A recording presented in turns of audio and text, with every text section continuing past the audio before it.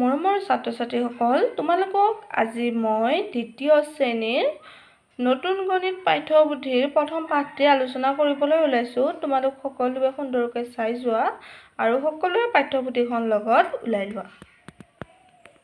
ইয়াতে প্ৰথম পাঠটিত আছে পক্ষীৰ সভা। ইয়াতে বিভিন্ন ধৰণৰ তোমালোকৰ পক্ষীবোৰ দেখা পাইছা। কপৌ, চিলনী, ভাটৌ, ময়ৰা, শালিকা আৰু কাউৰী আৰু আছে বগলী। আহচোন আমি এতিয়া কি আছে চাওঁ পাঠ্যপুথিখনত। ছাত্ৰ-ছাত্ৰীসকল, ইয়াতে এটা বৰ ধুনীয়া সুন্দৰ কবিতা এটা দিয়া আছে। আহচোন আমি পঢ়ো।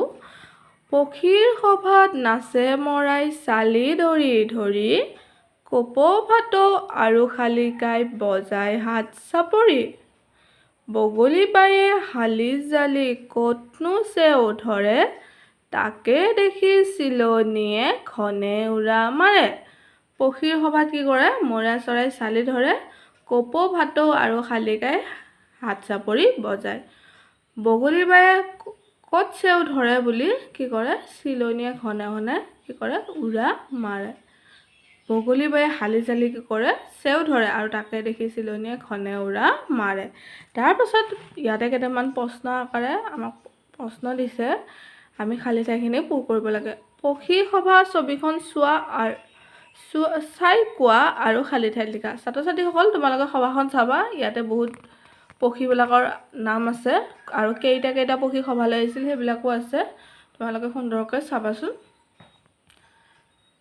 কেইবিধ পক্ষী সভালৈ আহিছিল? উত্তৰ হ'ব 7 বিধ। কেইবিধ আহিছিল? 7 বিধ। ইয়াতে দেখিছানে কি কি পক্ষী আহিছিল?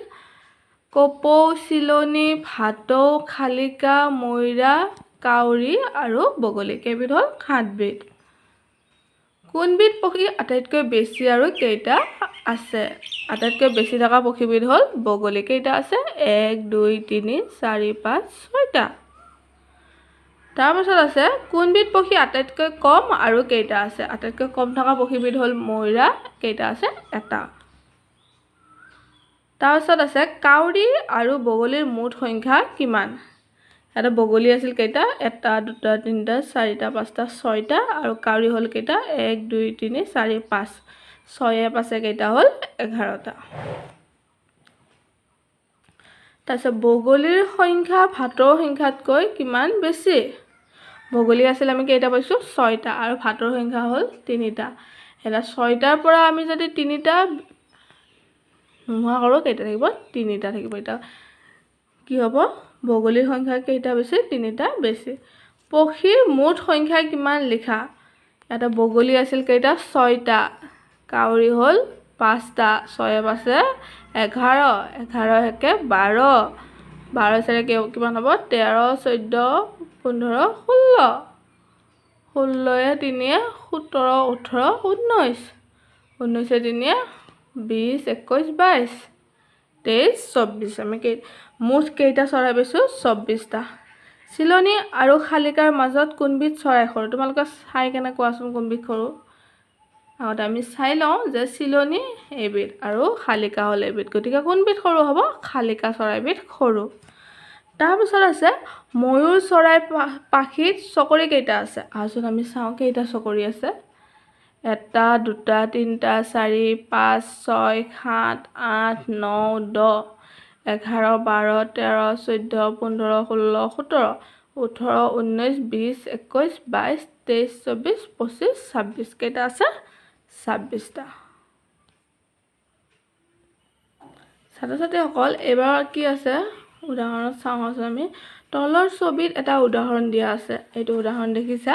সেইদৰে বাকী ছবিত দিয়া সংখ্যাবোৰ সৰুৰ পৰা ডাঙৰলৈ সজাই বহুৱা।